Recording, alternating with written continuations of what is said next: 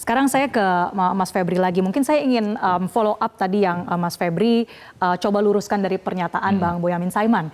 Ini bahwa dalam pra-peradilan pihak Pak FA meminta supaya bukti itu bukan dikembalikan kepada Pak Febri. Jadi dikembalikannya ke siapa, Mas Febri? Enggak, fokus kami pada, jadi ada dua hal. Satu, bukti barang-barang pribadi ya.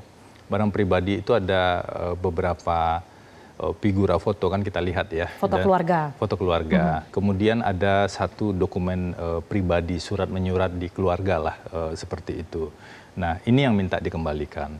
Kalau yang lain itu, kan ada banyak lagi ya. Ada koper yang berisi uang, berisi emas. Yang lain itu posisinya adalah terkait dengan keabsahan. Keabsahan itu maksudnya begini, ketika proses penggeledahannya tidak sah, penyitaannya tidak sah, maka itu tidak dapat digunakan sebagai alat bukti. Apakah kemudian penyidik misalnya nanti ya setelah putusan itu melakukan koreksi terhadap administrasi, itu bisa saja. Sehingga kemudian bisa dilakukan proses penyelidikan baru, penyidikan baru, dan juga proses penyitaan yang baru. Itu sangat mungkin dilakukan tanpa harus khawatir barang-barang tersebut kemudian berpindah tangan.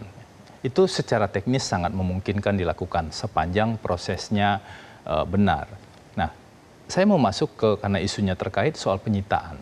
Soal penyitaan ini begini, satu, tidak ada izin ketua pengadilan. Itu pasti, kami sudah cek di bukti yang ada itu tidak ada. Ditemukan bukti dari pihak termohon soal izin ketua pengadilan.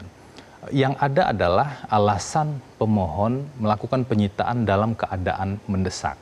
Oke. Nah, tapi kalau saya kembali kepada soal tadi, alat bukti yang sudah disita, ini kan kasus TPPU sebetulnya Mas Febri, artinya barang yang ada di sana memang untuk kebutuhan aset tracing. Bagaimana? Aset tracing itu hal yang berbeda. Yang menjadi poin kalau bicara soal TPPU adalah bicara soal surat perintah penyidikannya. Jadi begini, biar clear ya, di Polri itu ada surat perintah penyidikan itu ada 4 seingat saya ya. Yang salah satunya adalah terkait dengan Asabri. Yang terkait dengan Asabri itu digunakan sekaligus pasal tindak pidana korupsi dan pasal TPPU di sana. Di kejaksaan kemudian yang jadi tersangkanya hanya TPPU saja.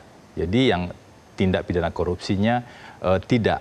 Nah, kalau kita bicara nih, ini kalau berandai-andai ya, tadi yang Marcel bilang, kalau berandai-andai barang buktinya tidak sah ini, maka tentu saja bukti-bukti ini tidak bisa digunakan sebagai bukti dalam perkara yang sedang ditangani. Kalau sprindiknya ternyata nggak dibatalkan ya, barang bukti ini tidak bisa digunakan karena perolehannya tidak sah. Bagaimana cara menggunakannya? Ada penyelesaiannya sebenarnya di dalam hukum acara. Tetapi kami memandang itu biarlah domain dari Kejaksaan Agung. Kalau sah artinya bisa digunakan begitu ya? Kalau sah bisa digunakan. Bisa berlanjut perkaranya. Karena penyidikan. Tapi kalau tidak sah akan dikembalikan, minta dikembalikan. Kan ada prosedur koreksi. Itu poin utamanya. Kalau kita baca di KUHP baru, pra-peradilan ini bersifat korektif. Contohnya begini, kalau suratnya tidak sah, tahapannya tidak sah, perbaiki suratnya, lakukan tahapan secara benar. Misalnya kalau soal tersangka, penetapan tersangkanya tidak sah karena tidak diperiksa dulu calon tersangka, maka buka dululah penyidikan, kemudian periksa calon tersangka, kalau buktinya kuat, minimal 2 alat bukti itu, tetapkan tersangka. Itu yang disebut dengan korektif. Jadi sejak awal kita jangan kemudian membuat publik berpikir kalau pra-peradilan ini menang atau dikabulkan, maka semua aset dikembalikan dan kemudian perkaranya hilang di telan bumi.